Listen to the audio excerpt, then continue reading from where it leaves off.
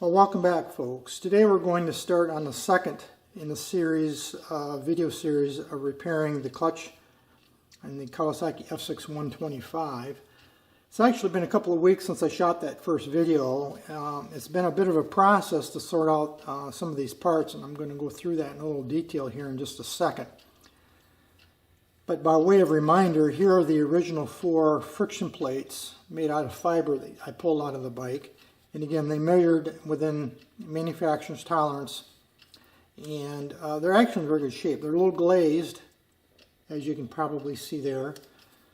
But I do believe these could have been reused. They probably would have to be scuffed up a little bit, but since I had the bike all apart, I thought I'd go ahead and put new plates and new springs in it. Now the springs were very straightforward. There's the part number right there for the springs. There's 5 of them. I ordered them using, and that still is the current part number that Kawasaki lists, and I think that was the original. This was like an original bag, an older bag and label. And I had those in a matter of 3 or 4 business days, so the springs are not an issue. The challenge I ran into was on the clutch plates themselves, these friction plates. Before I even ordered, I did a little investigation, and I had determined that Kawasaki had used at least 2, if not 3 different part numbers for this same part. The current part number that Kawasaki shows listed in their parts book is right there, and that's 13088-1104. That's the current part number that's listed. I also, based on my investigation, determined that I believe this top number, that 13088-010, was the original part number for this particular plate. And somewhere over the years, I think this part number also, ending in 1080, was also used. I'm not sure exactly how or where, but I suspect that had an involvement as well. As I wanted the original plates, thinking these numbers, these parts were all the same, I went out to Partzilla, and again, this part number is available, but I knew it was going to probably be, by the time, because they had to order it, it showed a 3 to 4 day lead time from their supplier, which is probably Kawasaki USA. I thought, well, I'd just go to eBay and order this same part, and which I found readily. They're all over out there, and it'll probably take me 3 or 4 days rather than probably the better part of 2 weeks, because they have to order from their supplier, and then by the time they get it to me, weekends go pass through in the middle of all that. So I went and ordered 4 of these, and it came in this bag right here. Again, this is, I think, an original bag. Excuse me. And you can see this part number has been doctored here a couple of times. It looks like the first number has a 0, and you can't see the rest of it. And then someone put a 1080 over the top of it. That would be this one. Then over that they put the 1104, which would be this one. So when I got the plates in this bag, I opened it up, and this is what I got. And initially they look fine, as you can see there. However, they are not the same plate. If you can see the difference or not. The overall outside dimension is the same. However, the depth of these ears right here is deeper. This outside ring right here is shallower than on the original plate. I think you can probably see that right there. Now this plate will fit in the clutch basket. I did do a test fit, and it actually does fit. And I do think that somewhere over the years, Kawasaki has made an engineering change, probably to allow the same plate to be used on multiple bikes over the years and to accommodate different clutch baskets. So this, I think, is the new number, but it's not an exact match for the old plate. And in fact, if I line these up, let me see if I can get this lined up. You can see the face thickness is a little less. There's not as much surface material between the new and the old. And again, I think this would probably work, but that's not what I wanted. I wanted to match the old plates. So these 4 plates, even though it would probably work, didn't satisfy me. I'm a bit of a perfectionist, as some of you know. And I thought, well, so much for those, so I'll do this again. So set those aside. and I found the parts listed with this bag, that 13088-010, which again I think is the original part number. Okay, so far so good. And the photo showed this plate right here,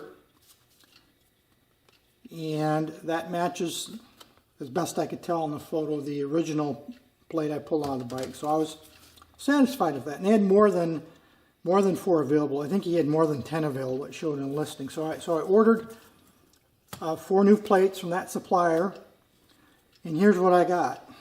I got 4 of the right size, or the size I was looking for, and 3 of the smaller size.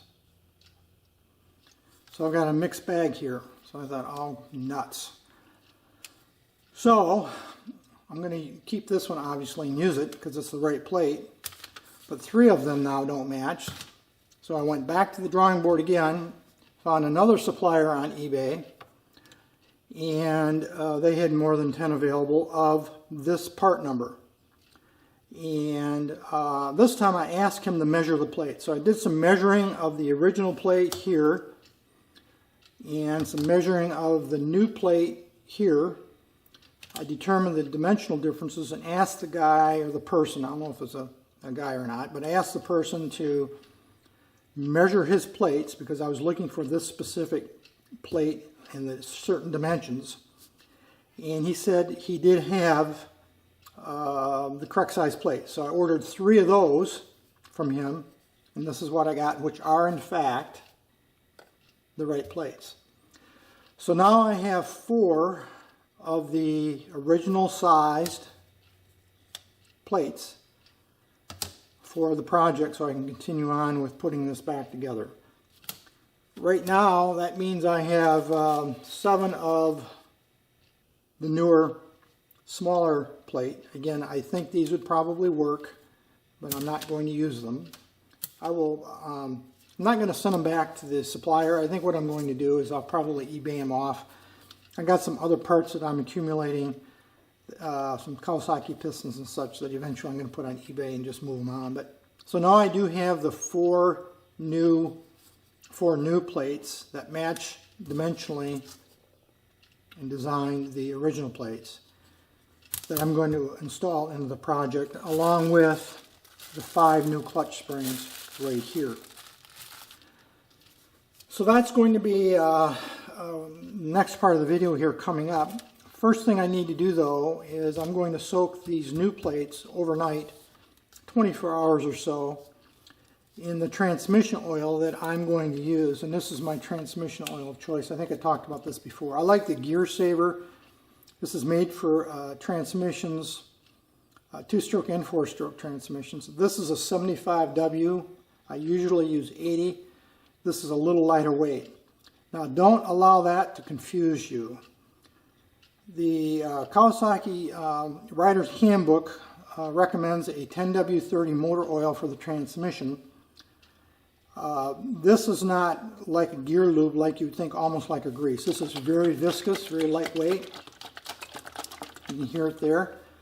The scale for transmission oils and gear lubes is totally different than motor oils. So this is, though I can't say with any definitive assurance that this is approximately the same weight as a 10W30, rest assured it is. I don't know if you can see that in the bottle or not, moving there.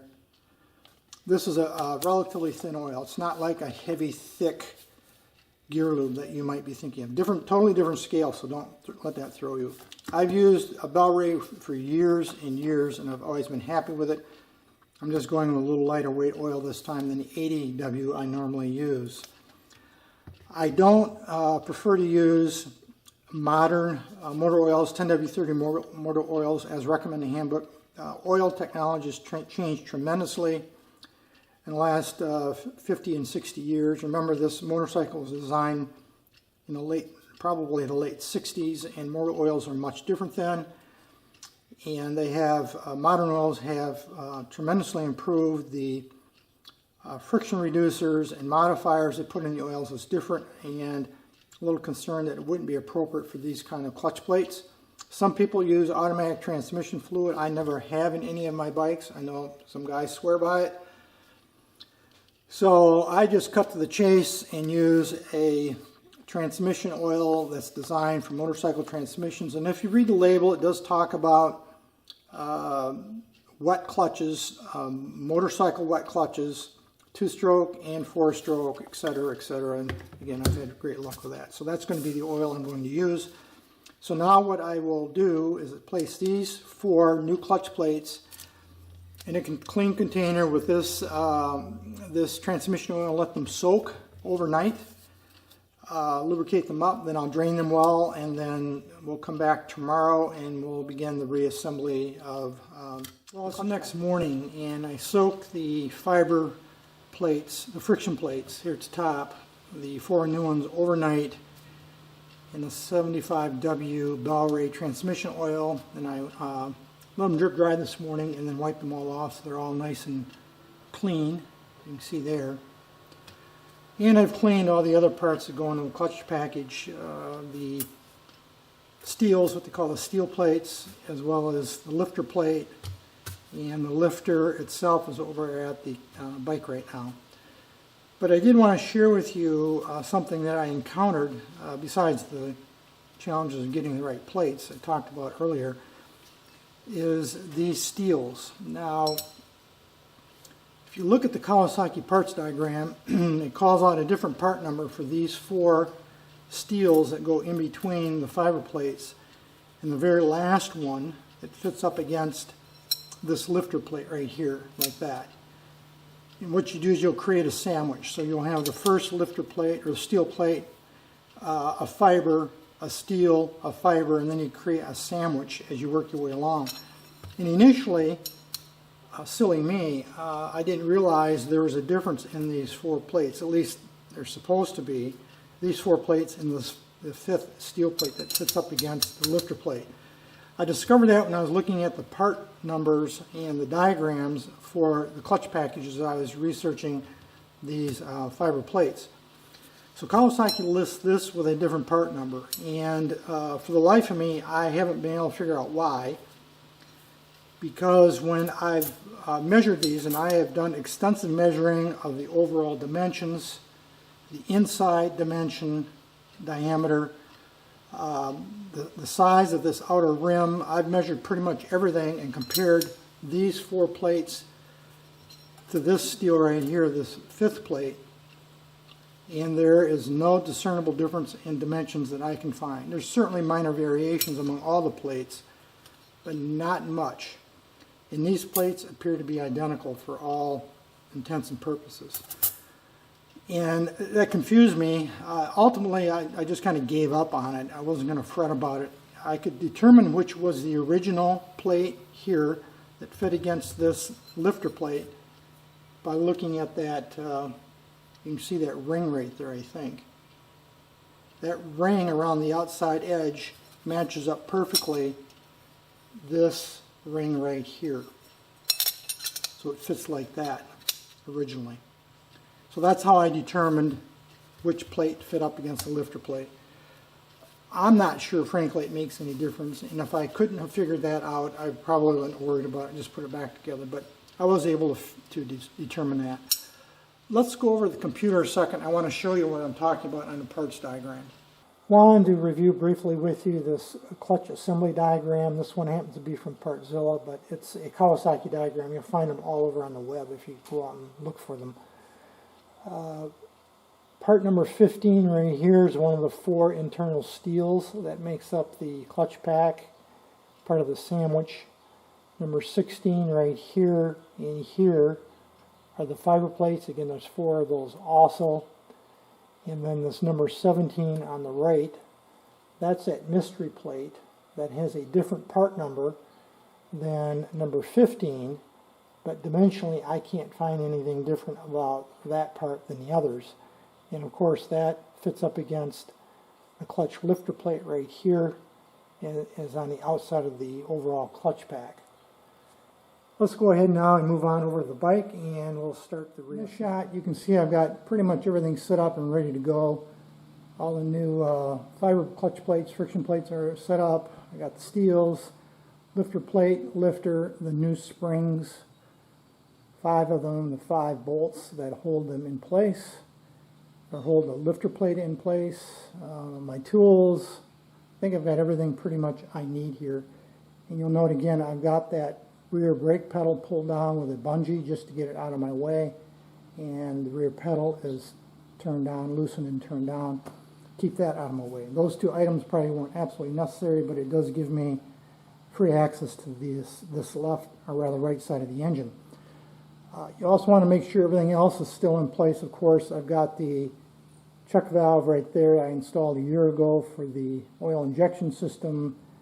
This kickstart gear, you want to make sure everything is there and you didn't, anything fall out and you lose anything. So I'm going to go ahead now and reassemble this side of the engine. I'm not intending necessarily to do much narrative during the process. As they say in many of the service manuals, reassembly is a reverse of disassembly, and in this case it literally is. It's not complex. I might jump into it with narration as we go, but don't necessarily look for that. My intention is basically just to start putting this back together, and I'll do my best to try to keep my big head out of the way so you can see what I'm doing. We're going to start with assembling the clutch pack, obviously. This has all been thoroughly cleaned also over the last couple of weeks while I was waiting for parts, so everything here has been cleaned really well. As well as these other parts have been cleaned. So we're going to go ahead now and simply put the clutch pack back together.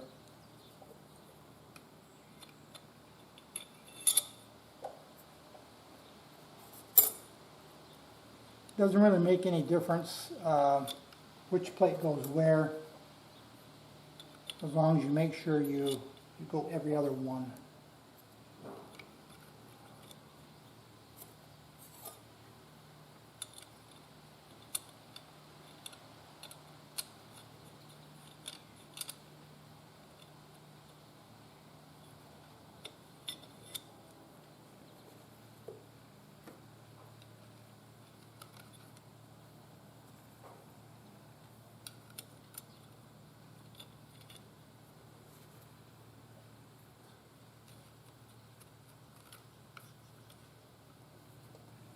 You don't want to forget the lifter. This goes in here. I'm just going to put a little dab of the transmission oil on that surface.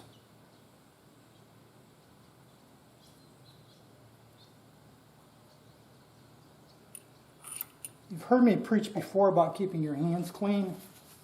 It's absolutely necessary in my view when you're working on the internals of an engine such as this, that you keep your hands clean. I always wash my hands thoroughly when I'm doing an engine reassembly. I see these, sometimes people on other YouTube channels doing precision engine reassembly, occasionally with filthy hands. I don't understand it, but okay, I guess that's up to them. This is the last steel. Again, this is the one with that ring right here that matches up to the lifter plate. And then the lifter plate goes on. And that lifter right there pushes against this circular indentation on the back of the lifter plate and allows the clutch plates to separate.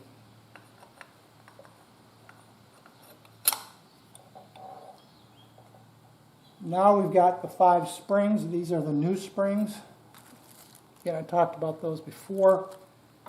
So we've got 5 springs that will go on these pedestals right here.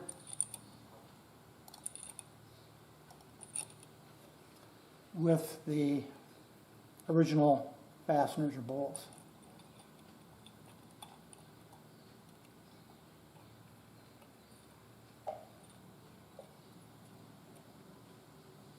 I'm going to get a screwdriver a second, make that a little easier to get those started.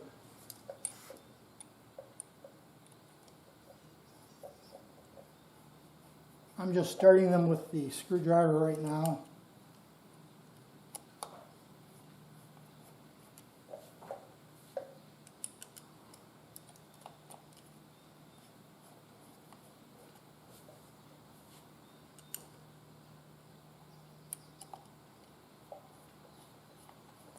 And now I'll go ahead and just tighten them down a bit.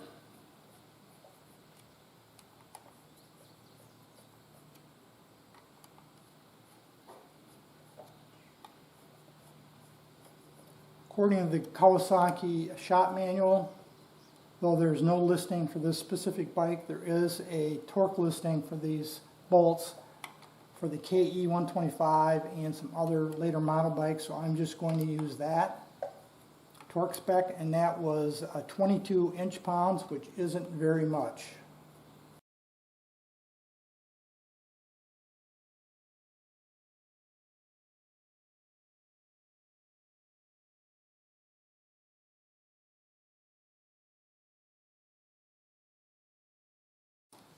I've got them all snug down, just really finger tight with my screwdriver. You note I did not use any anti-seize. You really don't need to on this assembly because this is really in an oil bath anyway, and anti-seize would be just redundant. I've never had a problem with getting these screws out if oil was maintained in the transmission case. I've got my little torque wrench here set at 22 inch-pounds. And now I'm just going to work my way around and torque these 5 bolts.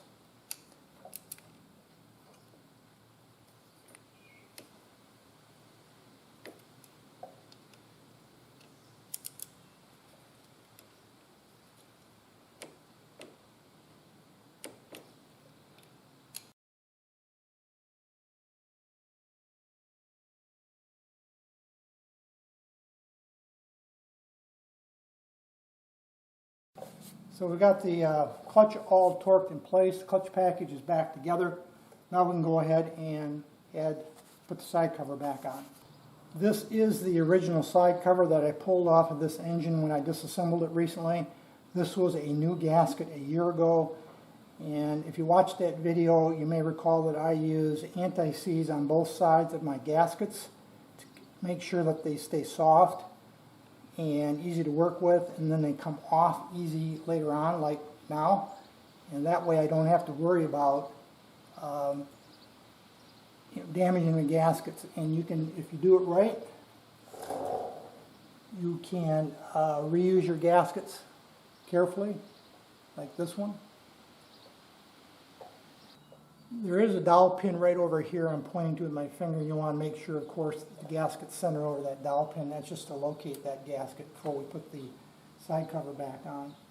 Again, everything else is in place. The O-ring, which was new a year ago, oil check valve, kickstart, or oil pump. This is actually the oil pump drive gear right here, this plastic piece. And now we'll get to the side cover and I'm going to put it on. There's the engine side cover ready to go back in place. It's been cleaned, though it wasn't very dirty to begin with because I just had this part a year ago. The main thing you have to remember when you put this back in place is the oil pump, which is right here. I'm pointing to it with my left index finger. There's a drive pinion that lines up with this slot right here in this plastic gear, and that pinion has to slide in to drive the oil pump. So you want to make sure it's aligned. I already did visually check that and nothing's moved, so I think we'll be good to go. Again, just double check and make sure your gasket's in the right position, and we'll go ahead and see if we can't slide this up and get it in place.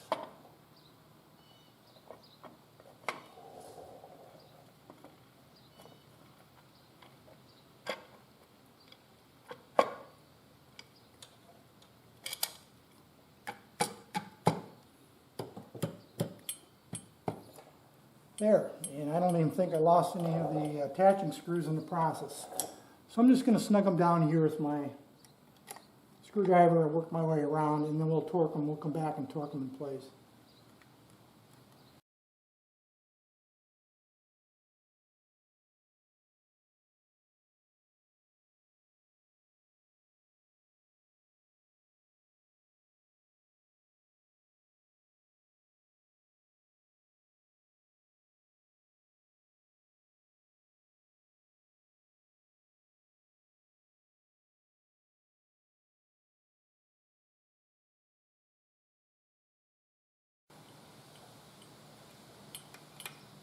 These are 6mm coarse thread standard mild steel GIS fasteners.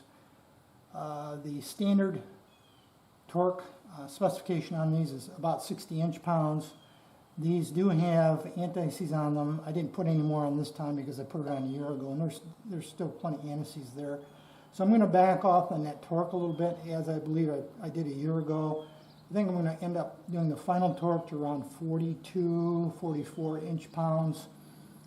I'm going to do it in 2 phases. I'm going to work my way around, torque the cover down to about 25 inch-pounds, and then I'm going to bump it up to 42 and do the crisscross pattern.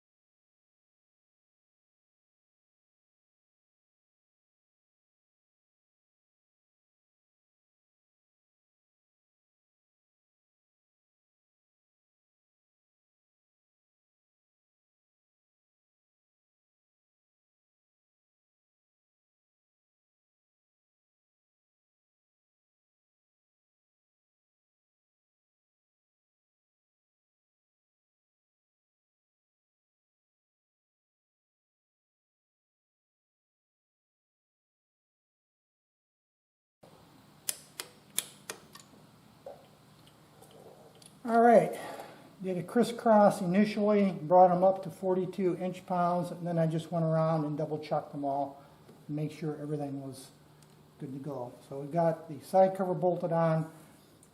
Now we're going to go ahead and put the carburetor on, reattach the carburetor. Need to hook up the oil pump feed line right here, linkages, etc., and we'll just kind of blow through all of that.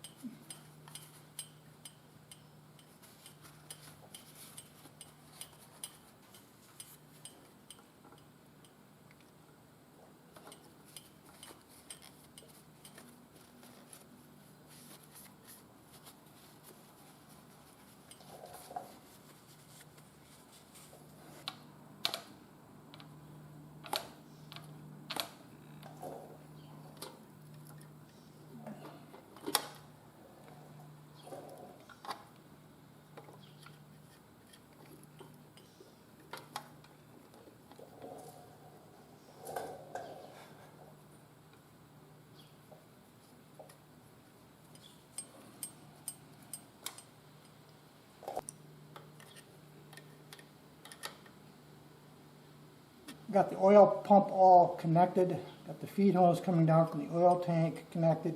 It's a little messy when you do that sometimes. Grommets in place. The cable coming from the throttle is back in place, and I did adjust it to make sure that that alignment mark on the pump body lines up with the mark on the pump itself at idle, which is what it is right now. And then, of course, I tightened that lock nut down. So this is now, this part of it's done. Now we're going to move on to the carburetor.